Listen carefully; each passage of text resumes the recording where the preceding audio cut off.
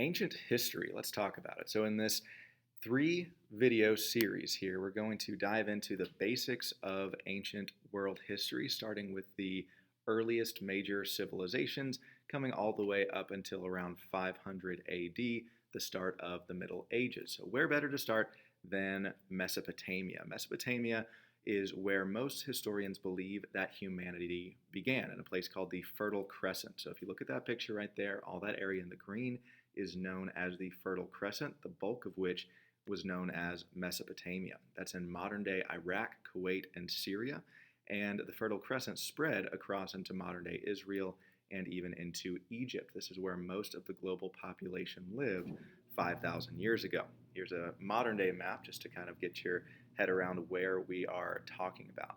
This area is also known as the cradle of civilization, since the first ever human civilizations were formed in this region. And what made this region relatively fertile for agriculture in order to develop these civilizations was flooding. The Tigris and the Euphrates River formed the borders of Mesopotamia, and they would flood. And this actually made the soil very fertile because sediments and minerals and vitamins from the soil from the riverbed would get into the soil, and it would make it very good for growing crops. However, one downside to this is that floods were unpredictable. Okay, so we see floods as exclusively a bad thing. People back then saw floods as partially good and partially bad. Yes, they were unpredictable and sometimes brought calamity, but you also needed the floods to bring the minerals, bring the sediment from the riverbed up into your soil so that you could farm it and grow good crops, okay?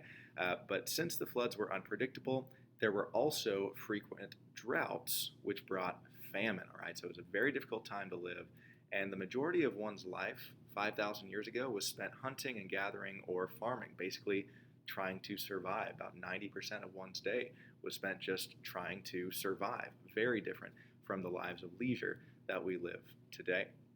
So ancient Mesopotamia was a land of beginnings. There were a lot of different human developments that were first made here. The ancient Mesopotamians were the first people to use trade, and this really connected people all across the Fertile Crescent. They were also the first to use taxes. All right, taxes and trade are huge parts of the human experience, and they have been for 5,000 years, ever since the Mesopotamians first used them. So they were the first to use trade, first to use taxes, and also the first to use writing. Okay? The first use of writing dates back to this time and place, and that is why we start our study of human history with this time and place, okay? Because that is when history became reliable, where we could study it with certainty. We wouldn't just have to make guesses and theories based on artifacts. We could actually look at written documents, right? So this is when we see as the beginning of human history. Before that, we call prehistory, all right? So we have the first use of trade, taxes, and writing taking place in Mesopotamia. Here's a very early artifact of the writing that the Mesopotamians used. It was called cuneiform, and this development, as I said, really allows us to study history with certainty for the first time. This writing that they developed, cuneiform, it created both class distinctions and written reliable history, so it really changed the world in a big way. Most historians consider the Epic of Gilgamesh to be the oldest work of literature that is still around today. It's over 4,000 years old, a very long narrative poem. It's kind of half historical, half mythology, and it was written around 2000 BC. So it tells the story of a guy named Gilgamesh, who was the king of Uruk, which was a part of Mesopotamia. It talks about him and his friend Enkidu. And at the end of this work, Gilgamesh learns of a great flood that occurred many years prior. Now, most ancient books, including the Bible, speak of this great flood. Some say it was just a very large flood, some say it was a global flood, but this is historical evidence that the great flood was real, whichever ancient manuscript you prefer over the other. Okay, so there's a lot of consistency with these ancient manuscripts. Now, the working situation for most people in ancient Mesopotamia, basically farming and herding. The most common forms of work were farming and herding to get plants and animals to eat. Remember, like I said, survival was always the goal. Slavery did exist, but most of the time people were paid in food, usually grain. And the goods that were traded in Mesopotamia were mostly food, animals, crops, and this became much more valuable during famines, kind of the supply and demand principle at work in its earliest stage. The most notable surviving structures from ancient Mesopotamia are called ziggurats, and these are very similar to pyramids, which we'll talk about in a minute here.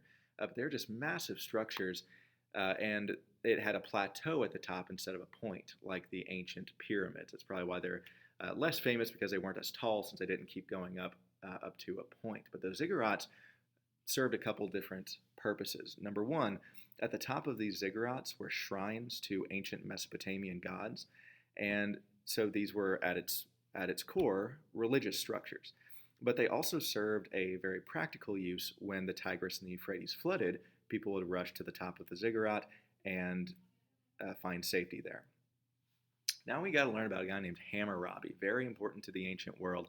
He was a Babylonian ruler in the 1700s BC, and he's very historically significant because he wrote a law code. It was one of the first ever law codes in human history, and these laws were etched onto a stele, which was a kind of like a wood or a stone slab that was placed in a public area so that all people could see it. Because if you write a law code, if you have laws, you need to make sure everyone knows what these laws are so that they can be expected to follow these laws, okay?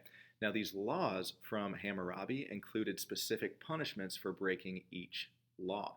It's also the first appearance of the idea of innocent until proven guilty. It's something we have right here in the United States, something I'm very thankful for, that I can't be accused of a crime and go to jail for it when there's no evidence, when I have not been proven guilty. So that's very important. It's something that Hammurabi came up with. And also this concept of the need for an accuser to provide evidence for someone's guilt before you are punished. One of the laws was an eye for an eye. You probably heard that before. It's also in the Bible. Again, you have some consistency there between ancient documents.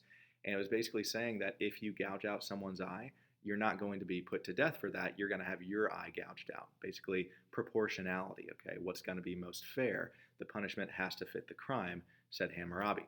Now, a lot of modern laws are based on this code, which really helped lay the foundation of modern society. One other civilization that began in Mesopotamia was ancient Israel. Okay, you see this in the Old Testament, in the Bible. You have a guy named Abraham who was born around 1800 BC, lived right before Hammurabi, and he was from a place called Ur, which is in modern-day southern Iraq, part of Mesopotamia, and he migrated to Canaan in Israel. So if you look at this map here of the Fertile Crescent, this is where Abraham was from, and he migrated to Canaan right here, modern-day Israel. He started an ethnic group of people that we now know as Jews. Okay, they were first called Israelites, and they were enslaved in Egypt for a time. Then they returned to Canaan and started a kingdom, and the Israelites later became known as Jews. And finally, on this topic here, one other civilization that started around the same time was the Indus Valley civilization. Now, the reason why we don't have too much information about them is because they did not have writing like Mesopotamia did, all right? But we do know a little bit about them from artifacts. As you see there, there was a city that was excavated from the Indus Valley civilization. So this very ancient society began around 3000 BC, and it lasted until 1750 BC. And it began on the border of modern-day India and Pakistan. If you look on that map right there, that area in the green, that was the Indus Valley civilization. And this civilization is unique because it was much more peaceful than the Mesopotamian civilizations, which were pretty much constantly at war with each other. But for reasons unknown, this civilization ended abruptly. Now, they did not have writing, they did not have taxes, and they did not have trade, so they were not connected to the civilizations in Mesopotamia or in Egypt. Speaking of Egypt, okay, ancient Egypt is one of the oldest and longest lasting civilizations in all of history. It was formed around 3000 BC, around the same time as Mesopotamia and the Indus Valley, and it lasted nearly 3,000 years. It lasted until 32 BC, when it was conquered by Alexander the Great, who we will talk about in the next video. So that makes 2,700 years. So if you do the math, that's more than 10 times the duration of the United States so far. The US is about 243 years old, okay? So that's more than 10 times the length of time that the United States has been a country. That is an incredibly long time to be a civilization. All right, here's a map of ancient Egypt on the right there. It was pretty much all centered on the Nile River. And there at the top, you see a map of modern day Egypt. Now, the foundation of ancient Egyptian civilization was the Nile. All right, if it had not been for the Nile River, there would have been no ancient Egyptian civilization. Okay, so many reasons why the Nile was the center of their life. First off, it flooded predictably, which was excellent for agriculture. You knew exactly when it was going to flood, and then it fertilized the soil with all the sediment and minerals from the riverbed, and then it would go back to its normal place. Also, it provided drinking water. Okay? You cannot survive without water. The Nile River Valley had perhaps the most fertile soil in the entire world at this time because of the predictable flooding of the Nile. The Nile was also very easily tamed for basin irrigation, which was great for farmers, and it was slow moving, which meant you could sail up the river very smoothly. Okay, it was very navigable, which was excellent for trading. Okay, so all of this brought great prosperity to ancient Egypt. Now, in addition to the Nile shaping Egypt's economy and culture, it also shaped ancient Egyptian religion and government. Now, since the Nile was the source of the people's existence, Egyptian gods, their polytheistic pantheon of gods, really exhibited the characteristics of the Nile, since the Nile was their source of life and they saw the supernatural, the gods as their source for life. Many of their gods were related to the blessings of agriculture. So, for example, Ra was the god of the sun and of creation. Okay? Just like the Nile blessed their agriculture, they saw their gods as ones that would bless their agriculture too. Also, the Egyptian pharaohs, the Egyptian kings, they were seen as half man and half god, and they were also believed to become gods upon their deaths and were therefore expected to act like gods on earth, which meant acting like the Nile, okay, since the Nile is their basis for even their religion. Okay, so the Nile was calm, it was predictable, it was good to the people, and that's exactly how the pharaohs were expected to reign. Ancient Egyptian history is divided into three eras: the Old Kingdom, the Middle Kingdom, and the New Kingdom. All right, now the Old Kingdom lasted around 500 years. There you have the dates right there. The Middle Kingdom lasted 400 years, and the New Kingdom lasted 500 years too. And there were brief intermediary periods in between them. And the 300 or so years before the Old Kingdom we know very little about because there was no writing then. And the time after the New Kingdom ended, but before Alexander's conquest, Egypt had become much less of a world power. So we wouldn't really classify Egypt as one of the kingdoms when it had become so weak by that point. Now, the lasting monuments that were built during the Old Kingdom, it's probably what all of us think when we think of Egypt: the pyramids. Okay, just incredibly impressive structures that were created around 2500 BC. Okay, so we're talking 4,500 years ago. These pyramids were built. It's absolutely astounding to think how the Egyptians built this without modern technology. We could barely do this today. Okay, it's incredibly sophisticated. The Great Pyramid of Giza, the one in the middle on the picture there, for over 4,000 years, that was the tallest building in the world. It is also one of the seven wonders of the world, and it's actually the only one that is left standing today. All six of the others have either crumbled or been destroyed. All right, but the pyramids are just incredibly impressive, and they were tombs for the pharaohs. All right, a lot that went into the pyramids there, and they're lasting monuments to this day.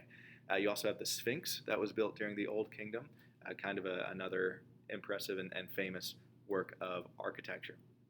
Now, these amazing structures were built both by peasants who were paid, often in grain, and also by slaves. All right.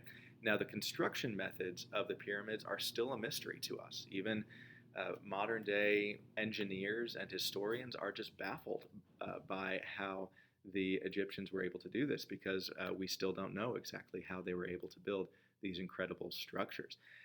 Very impressive since they did not have modern technology. Now, something about the slaves at this time. Now, you may have heard that the Israelites were slaves in Egypt, and that is correct. That is true. That's historically accurate.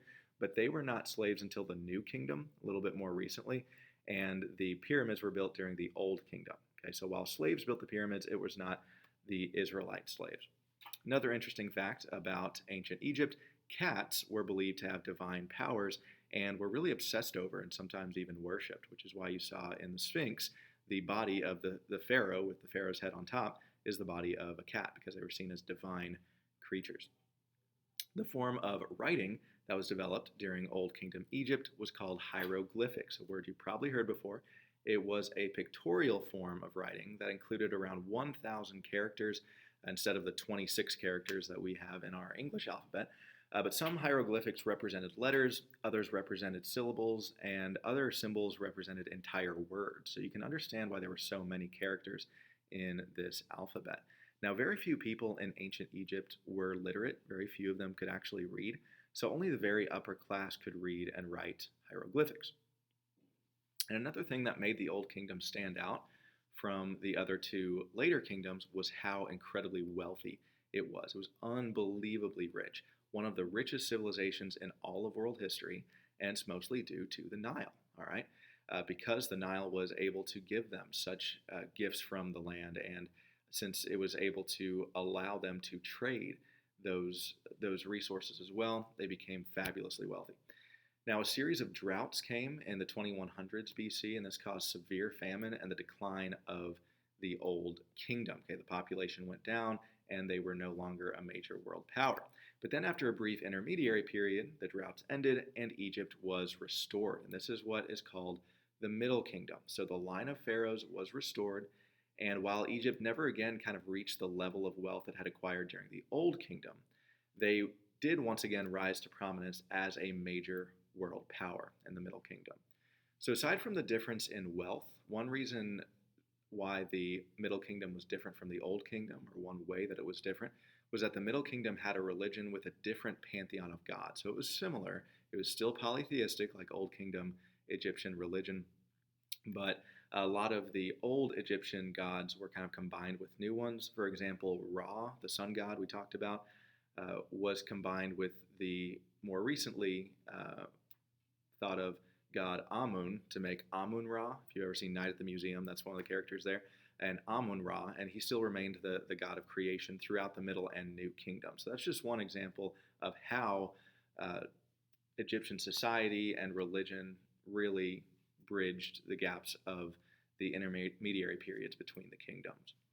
And now we get to a group called the Hyksos. So the Hyksos were super significant because of the way they changed warfare, all right?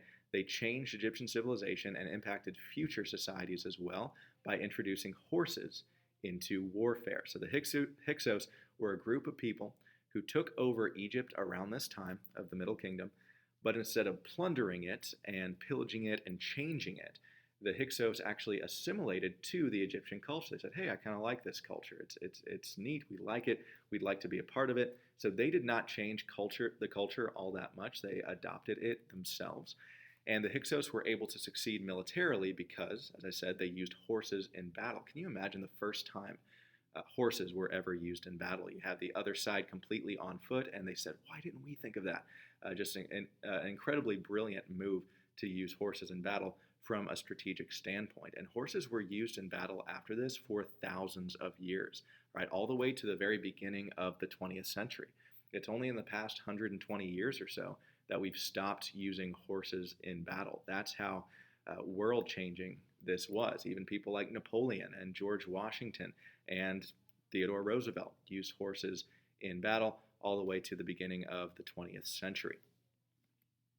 Now, after another brief intermediary period, the New Kingdom rose to prominence after the Old Kingdom. And one of the most important pharaohs of the New Kingdom was named Hatshepsut. Okay, Hatshepsut. She was a female pharaoh, okay, one of the few female pharaohs. Another one was Cleopatra. You probably heard of her. She was a little later.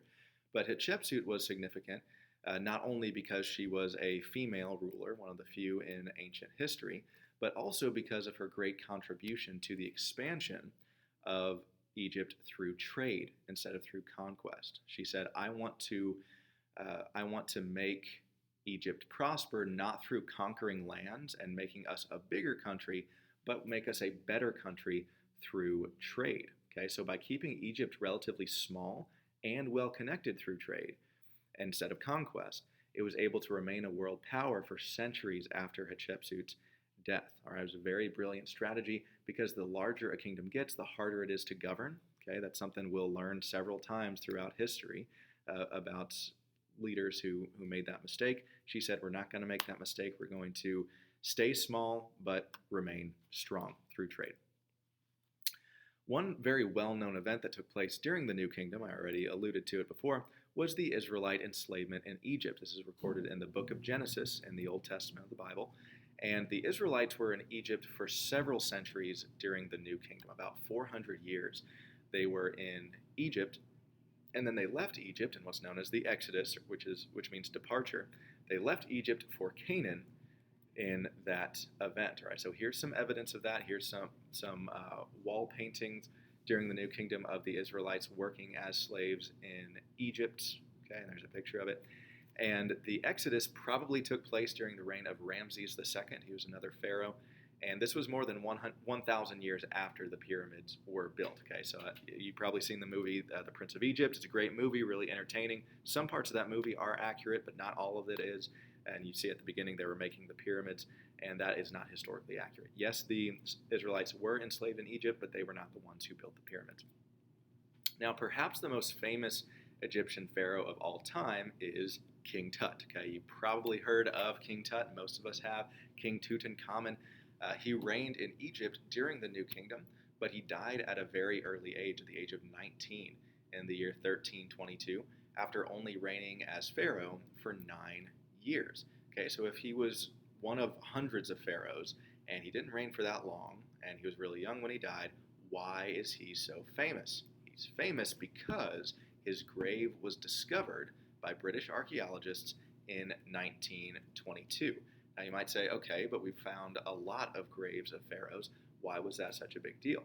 Well, his grave, unlike that of any other pharaoh, was almost completely intact and preserved. This is so rare because almost every single grave of a pharaoh was robbed by grave robbers, okay, because you were buried with all of your earthly possessions, and pharaohs had lots of wealth, lots of gold, lots of riches and gems, and they were usually plundered shortly after their death by grave robbers. But King Tut's was not. Okay, he had a 4-room chamber that was discovered, and it contained thousands of priceless artifacts that taught us a ton about ancient Egypt. A lot of what we know about Egyptology comes from what we found in King Tut's grave. All right, there were murals painted on the walls. You had oils, perfumes, toys from King Tut's childhood. You had bracelets, rings, golden statues, other jewelry, other forms of precious metals. And then, most importantly, you had the body of King Tut himself that was found inside a stone sarcophagus that contained a gold coffin. And you see the picture at the bottom there of the archaeologist who found it. Now, King Tut's mummy was intact. It had been preserved for over 3,000 years. Just think about how impressive that is. The process they used to make mummies, to embalm their pharaohs in order to preserve their bodies even thousands of years after death, worked so incredibly well. The Egyptians are impressive on a number of levels. They really are, from their embalming to the pyramids, you name it. They were really, really impressive. So these discoveries of King Tut's grave have traveled to 6 continents and taught us so much about Egypt, and it really sparked a resurgence of interest in ancient Egypt and ancient history in general among the public. So it was very good for the study of history.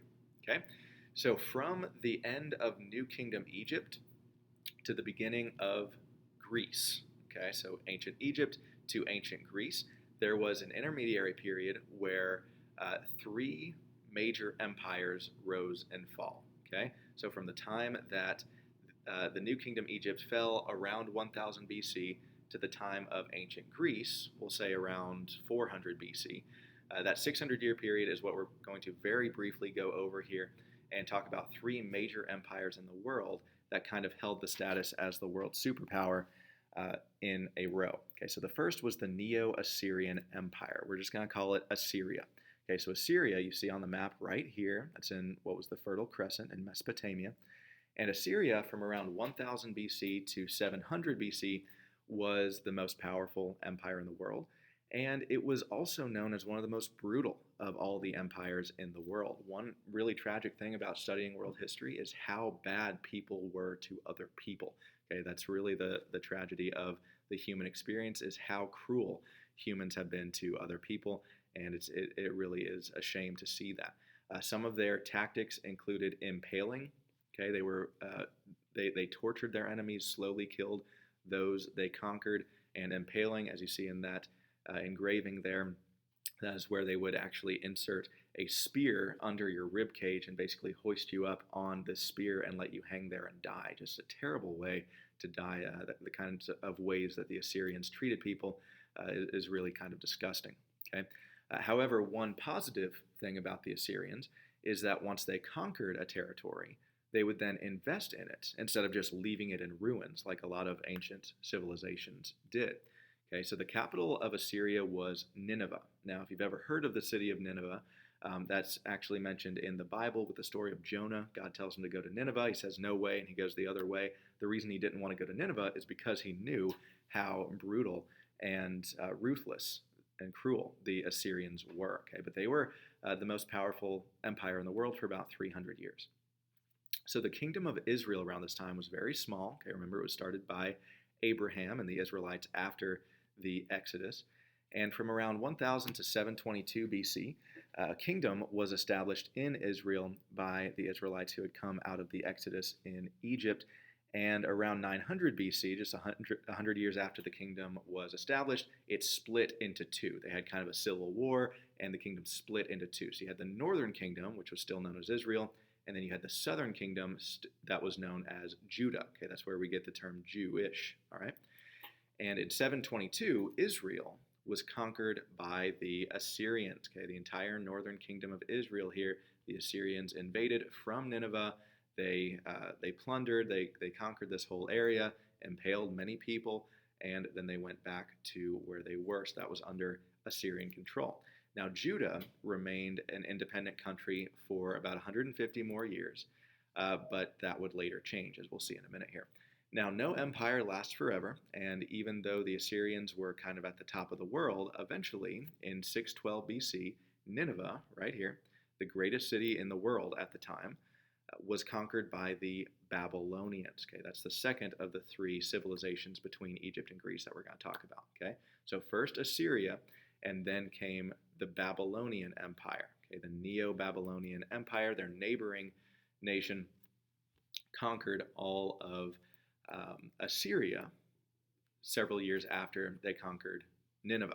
Okay, so the Neo-Babylonian Empire then became the leading power in the region, which means they took over all of the Assyrians' former territory, and Assyria was completely taken over by Babylon by the year 609 BC. Now, King Nebuchadnezzar II, okay, he was a very famous king at the time. He was the most powerful person in the world then, and he was the ruler of the Neo-Babylonian Empire for about 40 years, from 605 BC to 562 BC. And one thing that's special about him is that he owned and designed one of the seven wonders of the ancient world. Okay, so we already learned that the Great Pyramid at Giza in Egypt is one of the seven wonders of the world. It's the only one still standing. Another one of the ancient wonders of the world is the Hanging Gardens of Babylon, this lush, decadent castle that had just plants, hanging plants everywhere, and was just really beautiful. Of course, that's not around anymore. There's just an artist's rendering of what we think it probably looked like, based on sketches from the time and also based on ruins from that area. So at this time, Nebuchadnezzar II, he was the most powerful person in the entire world. And then he looked to this small kingdom of Judah. Like I said, Judah is still around, even though the northern kingdom of Israel was taken over by the Assyrians. Now the Babylonians have taken over the Assyrians, and then they look to Judah. So Judah was conquered by the Babylonians in 586 BC. They were led by Nebuchadnezzar, and his army, which was almost as brutal as the Assyrians, but not quite, his army besieged Jerusalem, which means to surround a city and starve them out, and then they destroyed the city of Jerusalem. The temple was destroyed, and the entire city was as well. So while the Babylonians didn't impale people and do some of the cruel practices that the Assyrians had done, one big negative of the Babylonians is that they also did not invest in the cities that they plundered like the Assyrians had done. They would just conquer them and then just leave them in ruins, hoping that they would never rise again. So they would just leave them. And the Jews that were taken from Jerusalem were then brought to Babylon as captives, basically slaves. You see that in the engraving at the bottom there. They were taken from Jerusalem to Babylon. And they were unable to leave and unable to return to their homeland. And we call this the exile, okay? the Babylonian captivity, or the Israelite exile. So after having conquered most of the Fertile Crescent, and Babylon was at the top of the world, eventually they also fell. In 539 BC, the Neo-Babylonian Empire was conquered by Persia. That's the third of three major empires between Egypt and Greece that we're talking about here. And Persia conquered Babylon. They were led by a guy named Cyrus the Great, okay, an excellent ruler. And Persia became known as the Achaemenid Empire, okay, a word you might need to know, the Achaemenid Empire. So what was special about Persia and about King Cyrus in particular?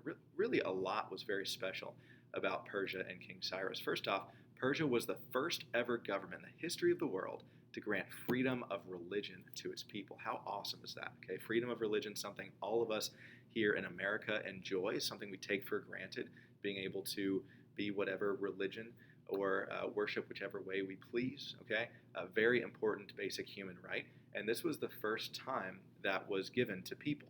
King Cyrus was very religiously tolerant. He said, you can believe what you like. He himself was a Zoroastrian, which was a type of monotheism, which isn't really around today anymore. But he was very tolerant of the Jews who wanted to worship the God of the Bible. And this is a very important precedent that was set by King Cyrus. Not many nations adopted this for about 2,000 years until the Enlightenment, when countries like the United States were formed and we have freedom of religion in our Constitution. Another special thing about Persia is that taxes were low and a system of very high quality roads were built.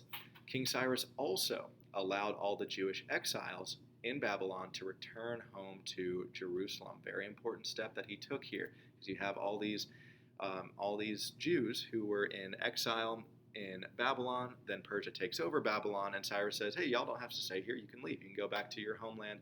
I'm fine with that. So that's known as the end of the Babylonian captivity. Okay, and then finally here, the territorial expansion of the Persian Empire before the rise of Greece. Under Cyrus the Great, Persia conquered most of Southwest Asia. If you look at that map there, that's almost the entire Middle East that he was able to conquer, from modern-day Turkey all the way to modern-day Pakistan. Then you see other rulers like Cambyses and Darius also expanded the rule of the Persian Empire.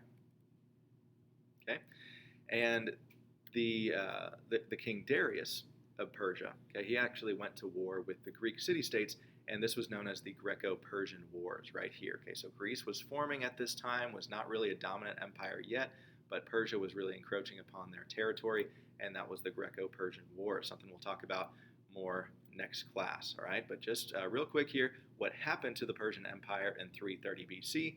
It, along with much of the rest of the world, all that area in the green on the map, it was conquered by Alexander the Great. Okay? Greece then became the largest and most powerful empire on earth up until Alexander's untimely death in his 30s in the year 323 BC. Okay, so that's a really quick rundown of ancient history up to this point. Like I said, this is a 3-part video series. This is just part 1 here, but us tackling Mesopotamia, the Indus Valley civilization, ancient Israel, ancient Egypt, all right, Assyria, Babylon, Persia, led us all the way up to ancient Greece, which we will talk about next class.